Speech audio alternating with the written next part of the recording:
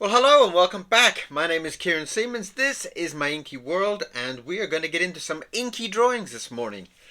I'm not quite sure what we're going to be drawing, but I've just got the feeling to let some ink run wild. So, if you're in the mood to do a little bit of drawing, get your pen, get your paper, get your paints, whatever you want to do. Let's do some drawing together.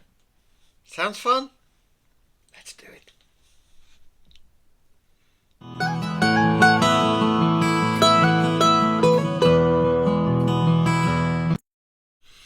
Well, hello and welcome back. So, we're getting into a little bit of loose drawing today, and been very busy recently with lots and lots of things going on. Lots of book work, of course, and also doing lots of repairs of instruments. I've been fixing my sister's cello, my sister's viola and violin, and I've even started to fix up some mandolins, which I love. I love old mandolins, all those bowl back old mandolins. Oh, I love them. I absolutely love old mandolins. So we're going to start off with a lovely. That looks a good start. That looks like a good start. And what we're going to do is we're going to kind of just let the ink run. Just let whatever your brain is thinking, just let it happen. It's usually the best way. Just let your mind draw whatever you feel. Let the lines just carry on as you feel, whatever comes into your head. I usually find that's a very relaxing way to draw. I find it's a very, very peaceful way to draw. There's no stress, there's no expectations. And in a lot of cases, when you're finished, you kind of feel very, very good about things.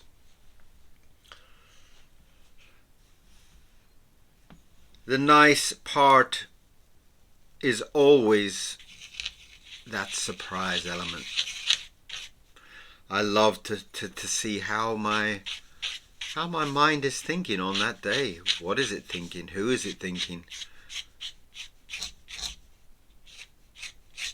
Now, I have been very busy working on a lot of book ideas.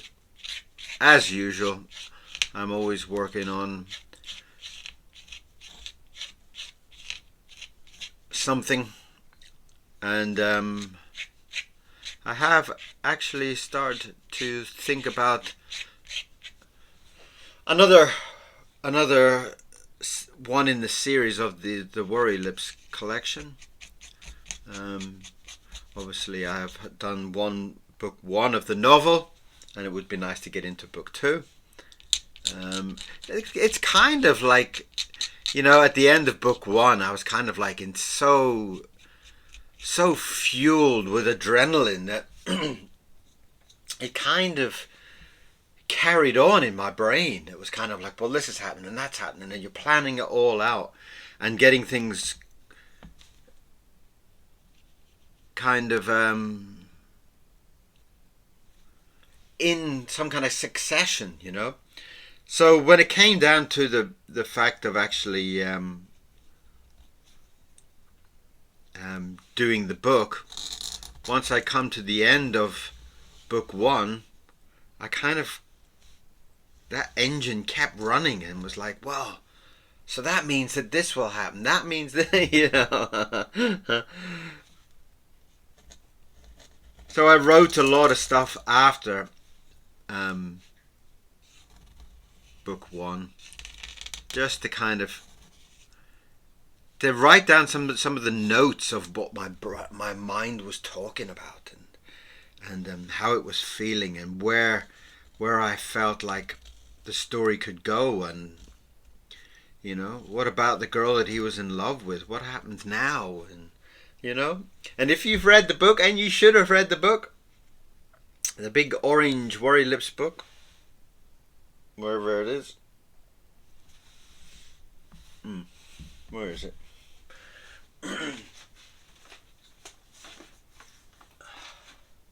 this one, in fact, it's a lovely big thick book anyway, and I actually did some signing of the books and such last year, which was very, very, very, very exciting. So yes, very, very tempted to start the ball rolling again for book 2.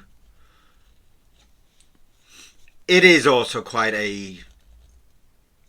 Writing the book is quite a stressful thing for me. It's quite a demanding thing for my kind of... it's like if you're a writer, you find the artwork difficult. If you're an artist, you find the writing difficult. It's just the way that things are. And it was quite a difficult kind of challenge for me. But one that I really enjoyed also. There was many a nights that I would wake up and I would think, what about the Black Angels? What are they going to do? Blah, blah, blah, blah, blah. What about the dark-eyed boy? Oh, he has to be, and all those characters would appear and in my nightly slumber and wake me up and be kind of telling me they want this to happen, they want that to happen. And it became a very, very, very important novel for me. And one of the first novels I've written in a very long time. Lots of children's books and such. Drawing lots of teeth at the moment.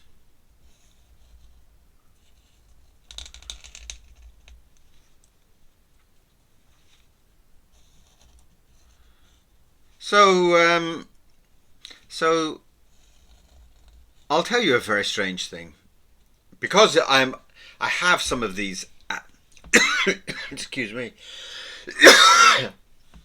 some of these kind of apps, and some of them I only use for my children, WhatsApp and such strange things like that, which I don't really use for anybody, but my children. And my children were kind of like, I mean, they're not really children anymore. They're in 20s and such. And they would say, "Oh, Dad, are you on whatever app it would be at the time?" And then I'd say, "Nope." And they'd say, "Could you get on it? Because that's what I talk with all my friends on." So I would then set up these. I would come up with some strange name like Paddy McGinty or something like that,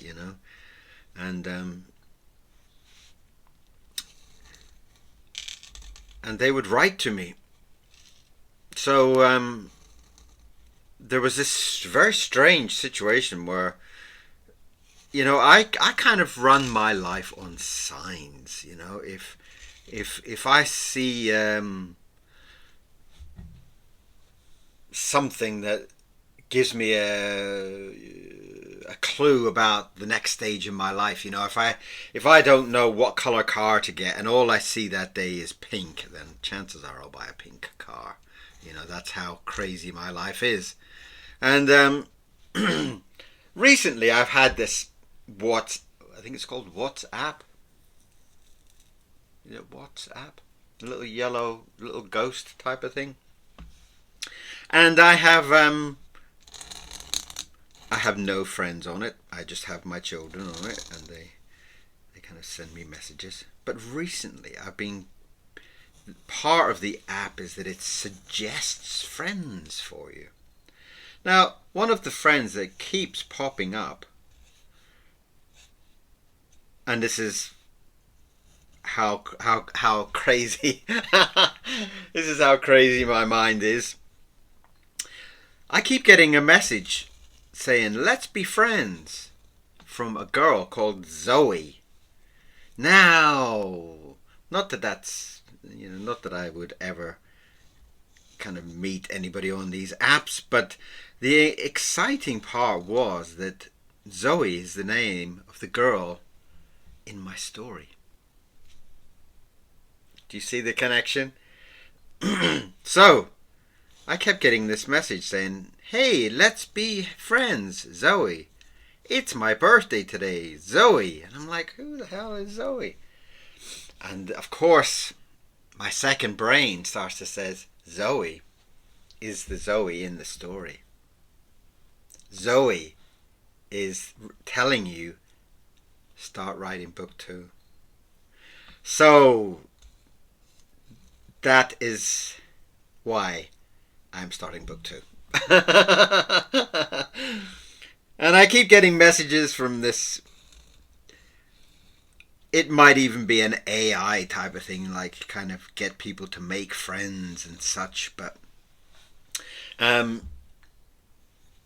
it has got my mind thinking, Zoe wants me to write book 2.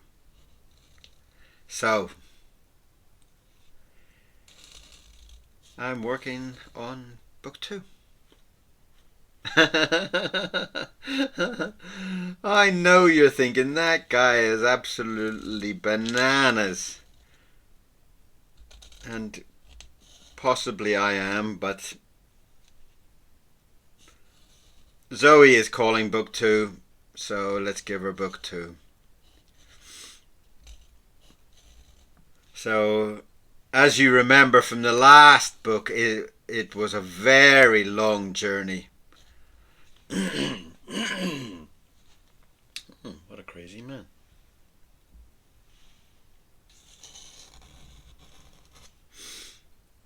So, I've been pulling out a lot of my notes from the end of book 1. And trying to get a feeling, a mood back from those days.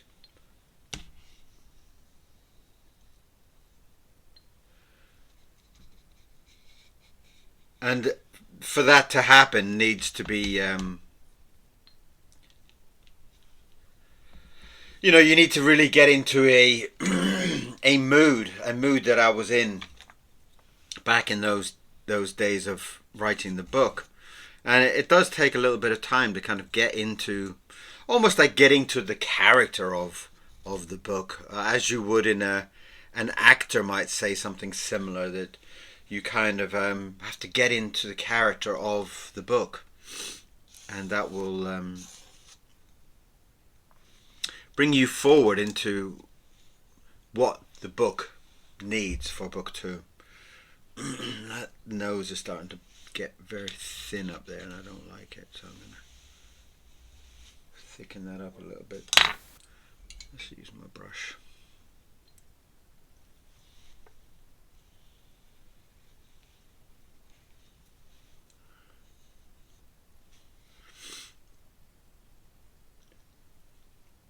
So, exciting news. I have a couple of children's books on the boil. As I go along, I kind of write something, and then it kind of gets my second brain so active that I need to start to write small books as I go. And I've got quite a few of those in my in my collection, in my nightly in the nights when I can't sleep, like yesterday. I just, my brain is just talking and talking and talking, and I can't sleep, and I begin to write. And the more I write, the more I write, the more I write, the more I write. And that is a very, very, very, very beautiful explosion of thoughts, to kind of lay in the dark, and without sounds, without telephones, without anything, and to let your mind roll is a very powerful thing, like a meditative state for creativity. And I find it very, very exhilarating, the way that your mind in this nightly state kind of wakes up almost. And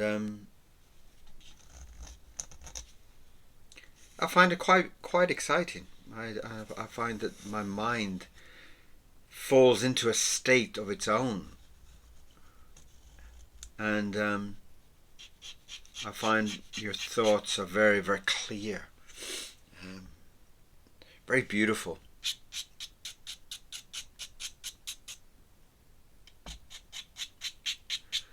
And a lot of times I even wake up in the middle of the night and start to write, and I can't even see the paper. I just kind of, when I go to bed, I will always leave a white a white sheet so I don't write over what I'd written on the night before or the day before or whatever. And then when I wake up in the middle of the night, my brain will be talking away and I will start to write. And as I start to write, I just imagine the lines and I write. And in the morning I have to wake up and kind of translate what was going on. It's quite ridiculous, really. You think I just turn the light on. But I find it breaks the mood, you know.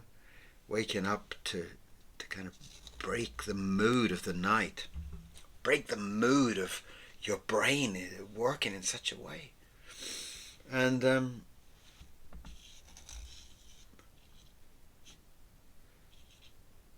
so I write quite a lot of things, and quite often I wake up in the morning and I pick up the piece of paper to what were you writing? Let me have a look. And you read through things, and sometimes you're like, well, that's complete gobbledygook. And then sometimes you wake up and you think, oh my God, you were in some kind of genius state last night. And what has come out of your brain is incredibly powerful. And it excites me to see where that mind state is. Some of the stories I wake up and I'm very excited to read them. You know, I kind of wake up, I reach for my notepad and I start writing, turn a page, writing, fall asleep, wake up, read the story.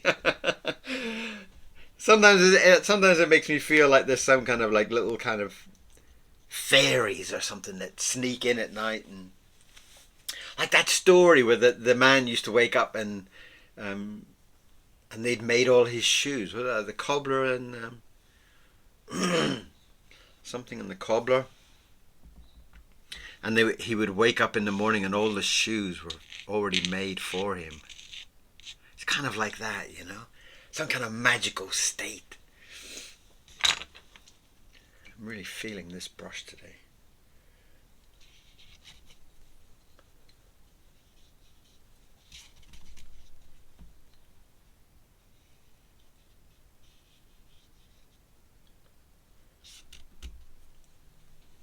And that has been happening with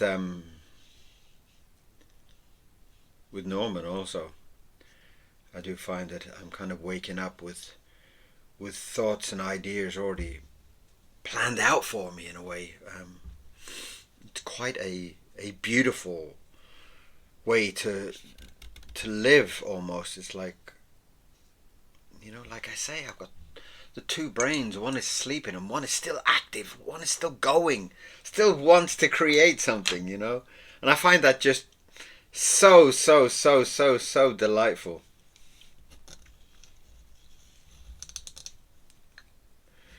Get in and draw some nice big chunky fingers, and you know we love to draw big chunky fingers.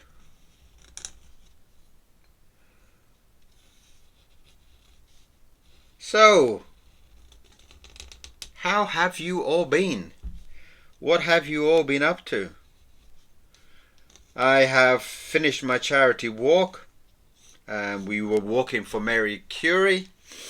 It was a very important walk for me.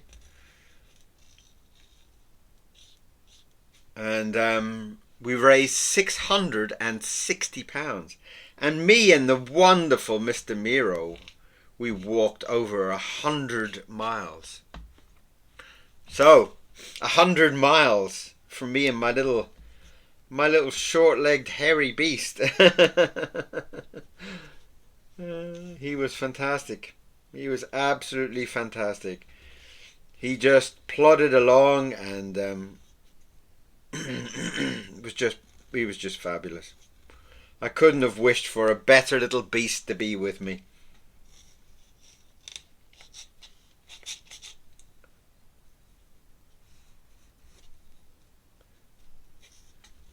Last finger.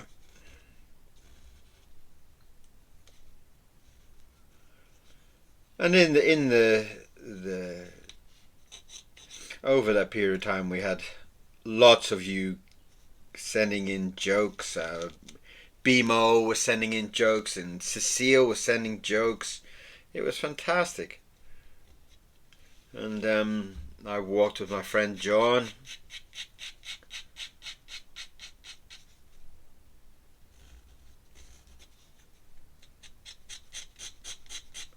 And his little dog called Casey.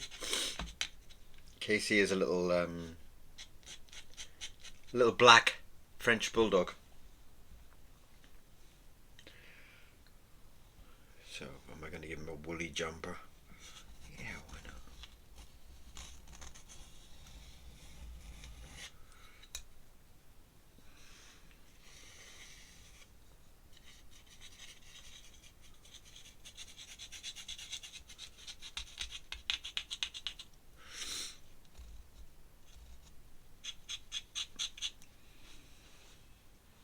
There's a happy little man.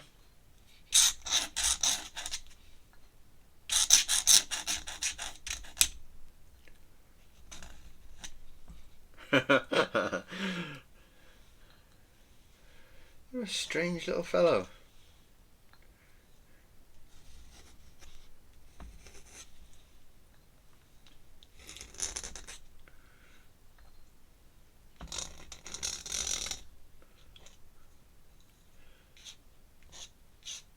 Get some kind of texture on the jumper there. Jumper or sweater, I think the Americans call it.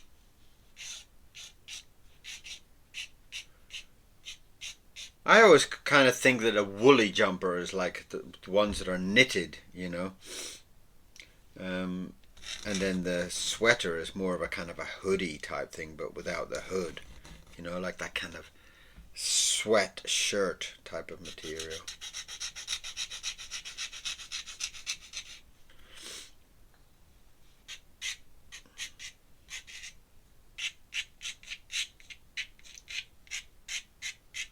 And Mr. Miro has been very, very healthy. He's in the garden at the moment, enjoying a tiny little bit of sunshine. First bit of sunshine, and he can't wait to get outside. And you know, I'm the same.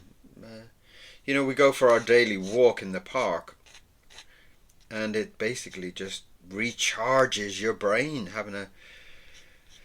If there is, well, I mean, I would just say weather. You know, sometimes you can't just say sunshine, because England doesn't always have sunshine.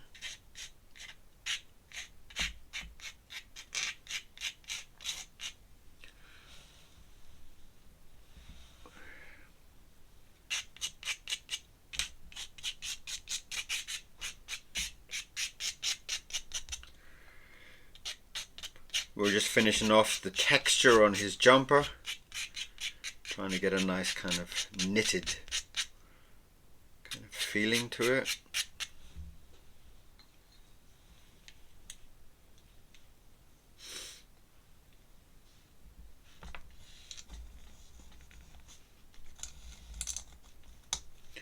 Get another hand going on in there.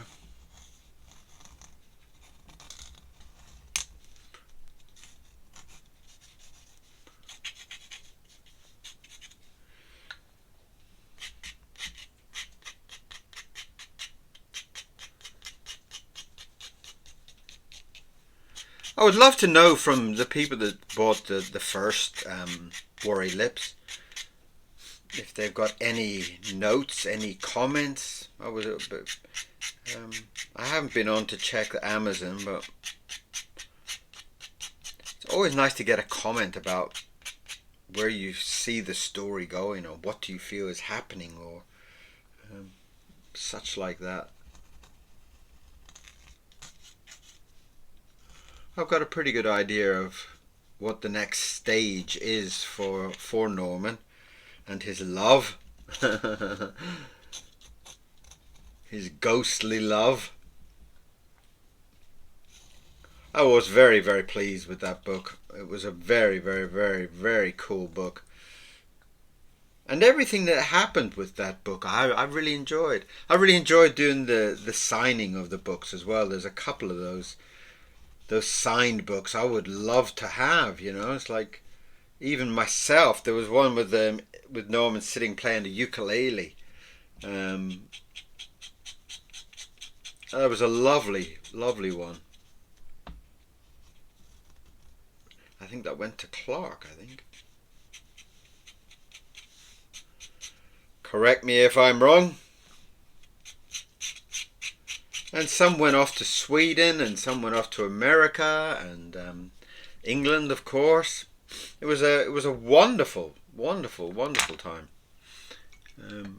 Always nice to see people becoming a part of the book selling, as it were. The book buying.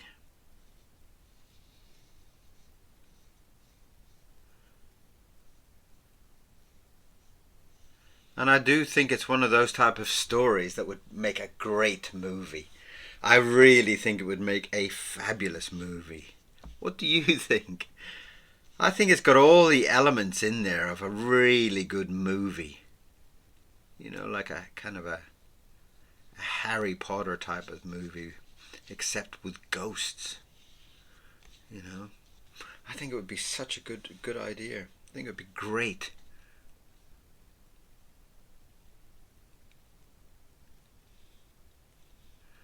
I have no idea who would play Norman. Somebody like Lee Evans or somebody like that. You know, the comedian guy?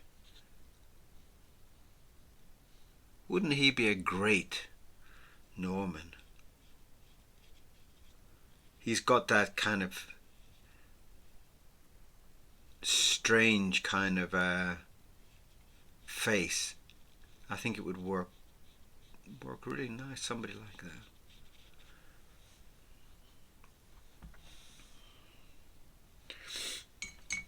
Right, let's get his trousers done.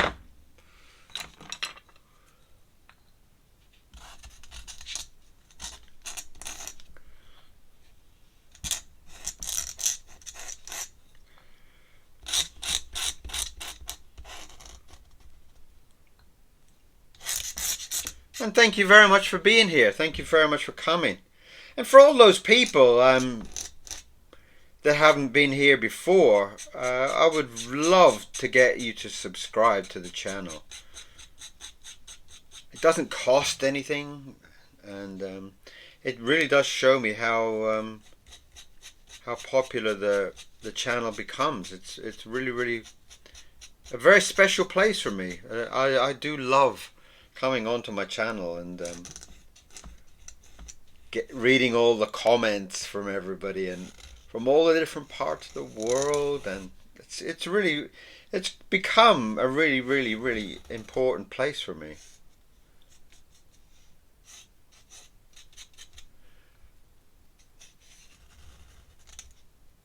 I definitely didn't think I would spend as much time on the channel as I have.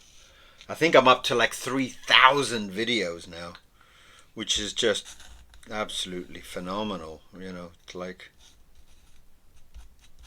3,000 videos in such a short space of time.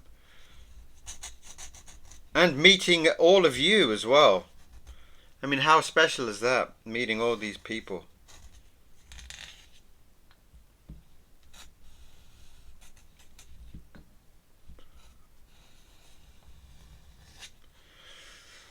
So that is my man for today.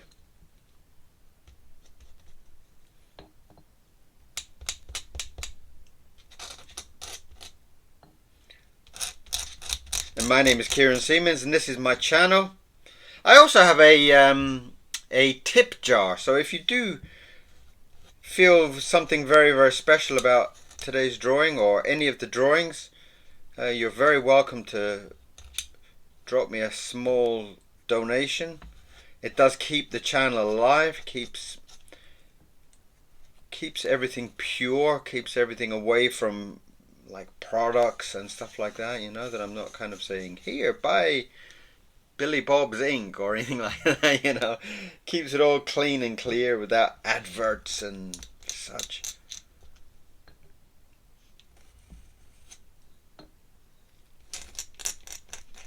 It makes it more kind of personal too. Makes it feel like you're part of it. So let's go around and do a nice frame onto it today. Get my brush.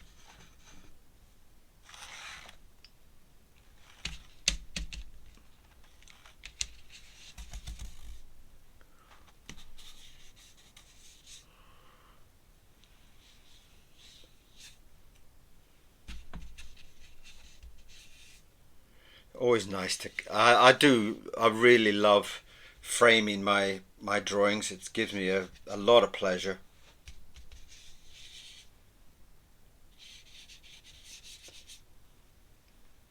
Makes me feel like they're already going into a gallery of some sort, you know, which is such a beautiful feeling.